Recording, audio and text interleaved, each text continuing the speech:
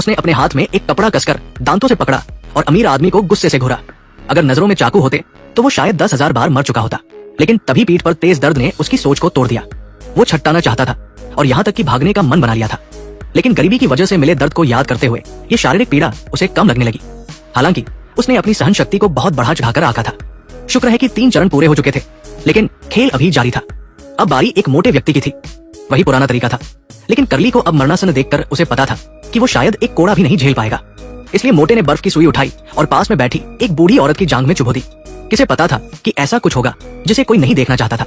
सुई गलती से बड़ी धमनी में चुभ गई और खून की धारा बहने लगी। मोटे ने तुरंत कुछ करने की कोशिश की, लेकिन बूढ़ी औरत की जान नहीं बचा सका। आखिरकार उसे कमरे से बाहर ले जाया गया। अब एक पागल सी लड़की की बारी थी। ऐसा लग रहा था कि उसने पहले ही अपने निशाने को चुन लिया था। वो बिना झिझक सबसे दूर बैठी महिला के पास गई और अचानक उसकी कमर में चाकू घूम दिया। खेल में शामिल सभी लोगों में वो सबसे सजग थी। आखिरी तक जिंदा रहने वाला ही अमीर आदमी के वादे किए गए पैसे ले सकता था। इसके बाद बारी सबसे नीचे वाले छोटे काले लड़के की थी। शायद बूढ़ी औरत की मौत ने उसे बहुत प्रभावित किया था। उसने कोड़ा उठाया और बेहोश पड़े करली की ओर बढ़ा। फिर उसकी पीठ पर 3 जोरदार कोड़े मारे। यही वो आखिरी धक्का था जिसने मौत के कगार पर खड़े करली की जान ले ली। इस दौर के बाद कमरे में सिर्फ 5 लोग बचे थे। जब उन्हें लगा कि वे पैसे लेकर जा सकते हैं, तो अमीर आदमी ने अगला राउंड शुरू करने की घोषणा कर दी। इससे सभी गुस्से में आ गए और कमरे में मौजूद चीजों को उठाकर बॉडीगार्ड्स को खत्म कर दिया। जब सिर्फ अमीर आदमी बचा तो उसने बिना घबराए अपनी पिस्तौल निकाली और आगे बढ़ रहे छोटे काले लड़के को गोली मार दी। बंदूक की नोक के सामने सब शांत हो गए। फिर भी संतुष्ट न होने वाले अमीर आदमी ने आखिरी राउंड की शुरुआत की घोषणा की। इसके बाद उसके नौकर ने एक पानी की बाल्टी लाई और बचे हुए 4 लोगों को एक एक लिफाफा दिया। इस राउंड के नियम थे कि या तो लिफाफे में लिखी सजा स्वीकार करो या बाल्टी में 2 मिनट तक सांस रोककर रहो।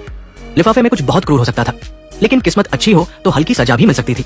ये सब अब उनकी पसंद पर निर्भर था। सबसे पहले मोटे को चुनना था। उसे पता था कि वो 2 मिनट तक सांस नहीं रोक सकता, इसलिए उसने लिफाफा चुना। उसमें पटाखे का चित्र बना था, लेकिन उसे इसका मतलब समझ नहीं आया। जब उसे बताया गया कि ये इतनी आसान सजा है तो उसने राहत की सांस ली और अपनी किस्मत की तारीफ की। लेकिन जब पटाखा लाया गया तो वो दंग रह गया। ये कोई साधारण पटाखा नहीं, बल्कि पहाड़ तोड़ने वाला छोटा तोप था। एक बार फैसला लेने के बाद पलटने का कोई मौका नहीं था।